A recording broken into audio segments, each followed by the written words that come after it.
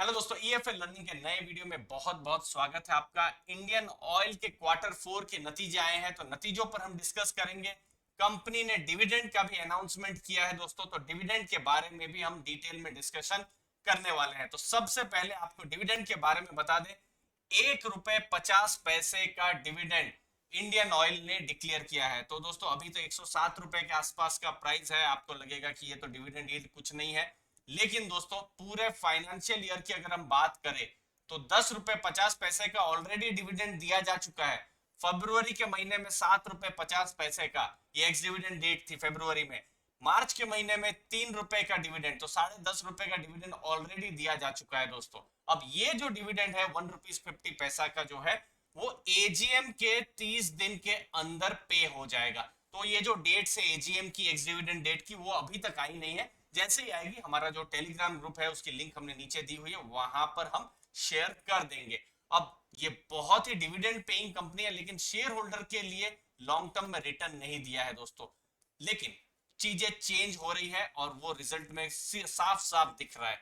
Quarter four में net profit है 8,781 करोड़ का। अगर हम पिछले क्वार्टर के साथ कंपेयर करें, 4,916 करोड़ का था, लगभग लगभग 80% का प्रॉफिट बढ़ा है। पिछले साल के साथ तो तुलना ही नहीं कर सकते, पिछले साल तो लॉस था। लेकिन पिछले साल दोस्तों मैं आपको याद दिला दूं, मार्च का महीना था, आपको पता होगा अचानक से क्रूड के भाव गिरे थे। मार्केट भी हमने देखा था, निफ्टी 7,500 600 700 के लेवल तक आ गई थी। अचानक से वो 10-15 दिन में बिल्कुल कोलैप्स जैसा मार्केट हो गई थी।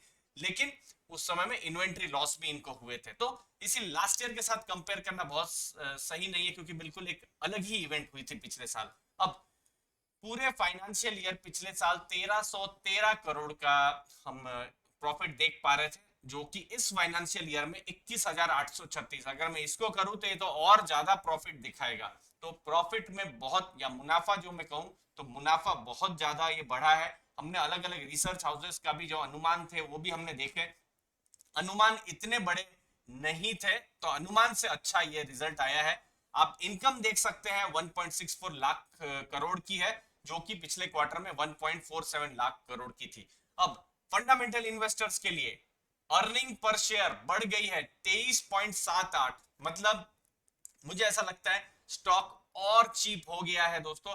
अगर हम फंडामेंटल के हिसाब से देखें तो नए जो टारगेट्स होंगे वो मेरे लिए बहुत इंपॉर्टेंट रहेंगे, जो रिसर्च हाउसेस के, जो मैं आपके साथ शेयर कर दूंगा अगले कुछ दिनों में दोस्तों। 1.43 का अर्निंग पर शेयर था, जो कि बहुत बड़ा छलांग मारी है 23.78 का। बाकी देखिए, इंडियन ऑयल में डेट इक्विटी का हमेशा से इशू रहा है, तो अभी डेट इक्विटी रेशियो भी कम हो गया है। 1.24 था और 0.93 हो गया है। खैर कंफर्टेबल लेवल में नहीं है, लेकिन ये कम तो हुआ ही है।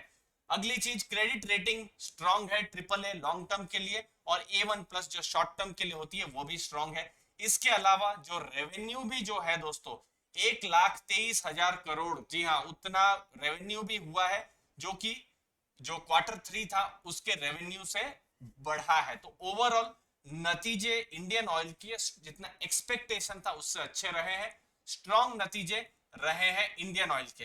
अब इंडियन ऑयल कंपनी के बारे में बेसिक चीजें जान लेते हैं। ऑयल मार्केटिंग एंड रिफाइनिंग में है, जैसे इंडियन ऑयल है, भारत पेट्रोलियम है, हिंदुस्तान पेट्रोलियम है, डीजल है, मोटर स्पिरिट है, एलपीजी, घर घर में बिल्कुल एलपीजी अब पहुंच गया है। आप पेट्रोल या डीजल भरवाने जाते हैं तो आप देखिए 30,000 से ज्यादा, लगभग 31,000 आउटलेट्स भी इनके हैं।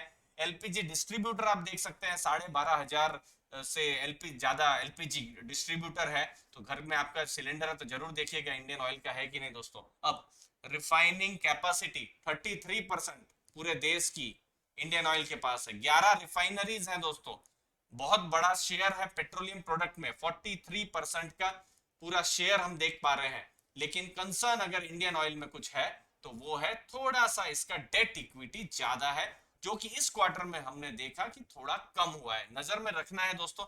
बाकी हमने अभी कुछ लेटेस्ट न्यूज भी ऐसे आ रहे हैं कि ऑयल मार्केटिंग के जो रिफाइनिंग मार्जिन हैं वो भी बढ़ रहे हैं, जो सिंगापुर में जो रिफाइनिंग मार्जिन हैं वो भी बढ़ रहे हैं। तो अगले कुछ दिनों में ऑयल शेयर जो है वो एक तरीके से फोकस में रह सकते हैं, तो ये चीज का आप जरूर ध्यान में रखिएगा। मुझे उम्मीद है आपको वैल्यू मिली होगी। चैनल को जरूर लाइक शेयर सब्सक्राइब कर दीजिएगा। वीडियो अगर अच्छा लगा है तो दोस्तों आपने अपना समय दिया, आपके कीमती समय के लिए दोस्तों बहुत बहुत धन्यवाद। थैंक यू वेरी मच दोस्तों।